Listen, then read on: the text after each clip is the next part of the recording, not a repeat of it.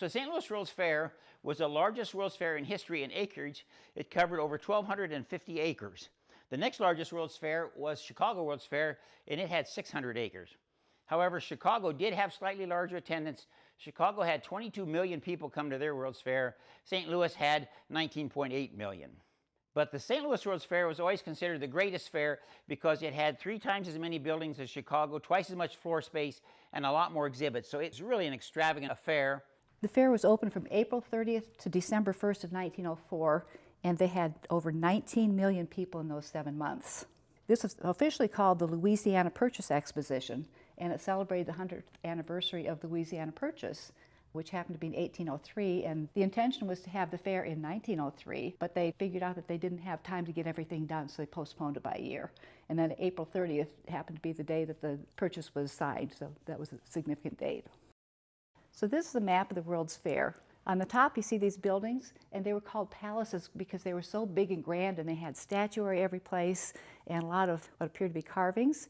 But those were all made out of something called staff, which is like a plaster for temporary buildings. The deal with the World's Fair Commission in the city of St. Louis was that within 6 months after the end of the fair, the grounds had to be returned back to almost original condition. So that means all the buildings on the fairgrounds, except for 15, were torn down and hauled away. They actually auctioned them off. People would buy a building and salvage what they could and then haul away the rest. The 15 buildings are left. 13 were moved off the fairgrounds.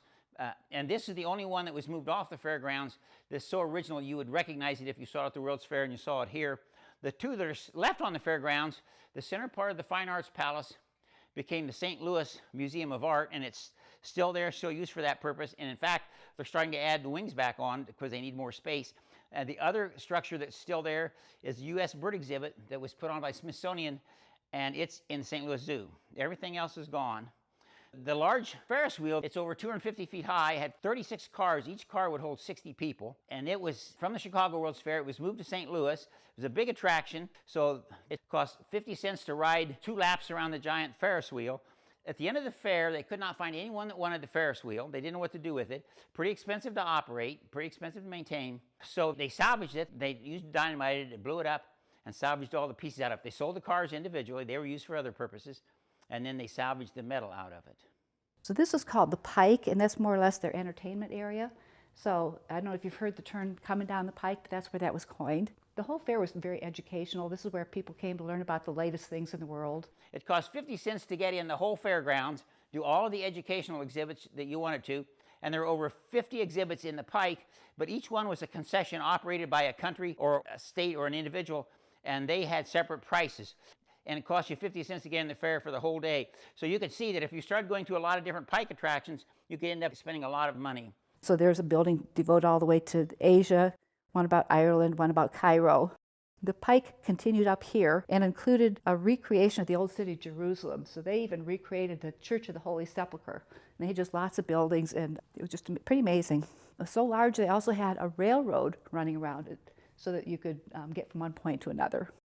The main part of the fair was called the main picture, and it included the festival hall, the cascades, which are waterfalls flowing down into the Grand Basin, and then all these major buildings down here.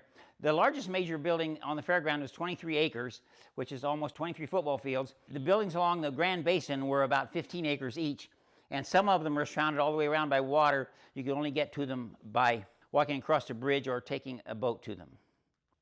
Most of the state buildings are in this area of the fair up here, and the building you're in is this building right here, the Connecticut building. So you can see by looking at the size of the Connecticut building on the map compared to the rest of the buildings on the fair and how large the building looks here, you could tell what the enormous scale of the fair was. It was one of the smallest buildings, and it was right across the street from Indiana. So when Mr. Potter bought this house and moved it here, he bought a lot of the parts from the Indiana building, some of the fixtures.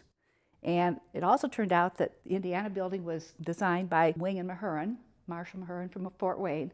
So when Potter had the plans done for the house, he hired Wing Mahurin to do that. Several years later, he added a carriage house, and he hired the other Mahurin, was Guy Mahurin, and he had designed the entire Philippines village, which was a pretty amazing place. And the easel is a Horner Brothers easel. Like most of the furniture is in that 1890 range or a little bit earlier. And it has that HB there for Horner Brothers, but I always say that's BH for Bob Haan.